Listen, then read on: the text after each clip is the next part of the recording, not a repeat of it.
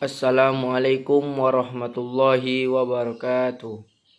Perkenalkan, nama saya Muhammad Firjatullah dari kelas 12 MIA 1. Di sini saya akan menjelaskan peran umat Islam di masa penjajahan. Baik, saya akan menyebutkan kerajaan-kerajaan Islam yang ada di Indonesia. Yang pertama itu Kerajaan Samudra Pasai, yang kedua Kerajaan Demak, yang ketiga Kerajaan Aceh Darussalam, keempat Kerajaan Islam Banjar. Baik, yang kedua saya akan menyebutkan dan menjelaskan peran ulama Islam yang ada di Indonesia. Pertama itu Al-Habib Al-Habsyi.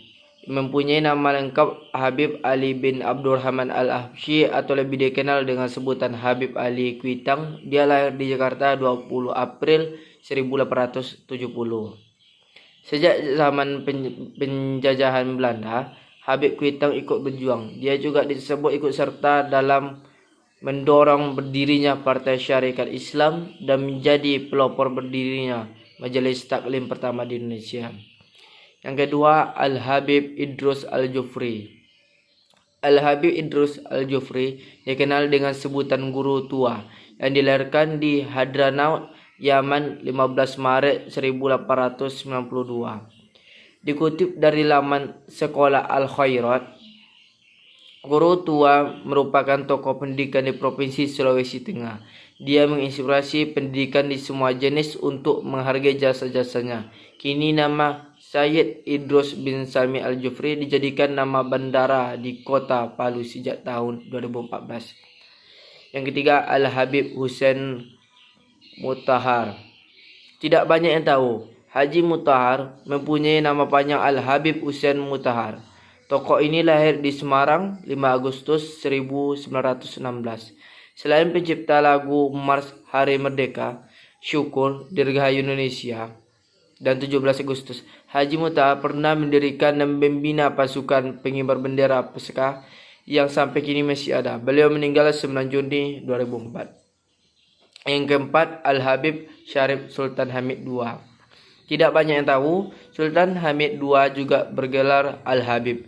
Ulama kelahiran Pontianak 12 Juli 1923 ini pernah menjadi peserta konferensi Meja Bunda yang kembali melahirkan pengakuan kedaulatan Indonesia.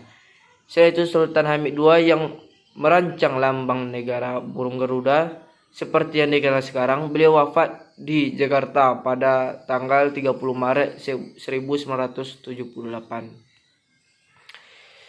Yang ketiga, saya akan menyebutkan dan menjelaskan peran pahlawan Indonesia perintis kemerdekaan. Yang pertama itu Jenderal Sudirman. Sudirman tidak hanya tercatat sebagai panglima tentara dan jenderal Republik Indonesia pertama, tetapi juga menjadi termuda dan sejarah. Pada usia 31 tahun, dia sudah bergabung dengan para pahlawan kemerdekaan lain untuk berjuang mengusir penjajah Jepang, Belanda, dan sekutu.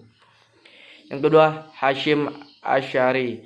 Kiai Haji Muhammad Hasyim Asy'ari merupakan salah satu pahlawan nasional Indonesia yang sekaligus pendiri Nahdlatul Ulama atau NU, sebuah organisasi Islam terbesar di Indonesia.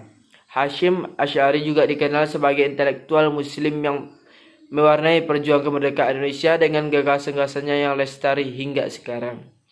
Yang ketiga, Pangeran Diponegoro. Pangeran Diponegoro berperan besar dalam memimpin Perang Jawa yang terjadi dalam kurun waktu 5 tahun, yaitu pada tahun 1825 hingga 1830. Perang ini berkobar di hampir seluruh daerah Pulau Jawa dan merupakan salah satu perang terbesar yang pernah terjadi dalam sejarah perjuangan melawan Belanda. Yang keempat, Cut Nyak Dien merupakan pahlawan nasional perempuan yang berasal dari Aceh. Pada masa Perang Aceh, Cut Nyak Dien ikut melakukan perlawanan dengan memimpin rakyat Aceh untuk menyerang Belanda. Kematian Ibrahim Lamgah yang merupakan suami pertamanya dalam perang tersebut mengobarkan tekad dan semangat Cut Nyak Dien untuk menghentikan penjajahan Belanda. Yang kelima, Raden Dewi Santika. Satu lagi pahlawan perintis kemerdekaan wanita Indonesia. Pendidikan yang diterima sebagai keturunan Ningrat menginspirasi Raden Dewi Sartika untuk memperjuangkan hak pendidikan kepada rakyat pribumi dengan memperbangun sekolah khusus wanita.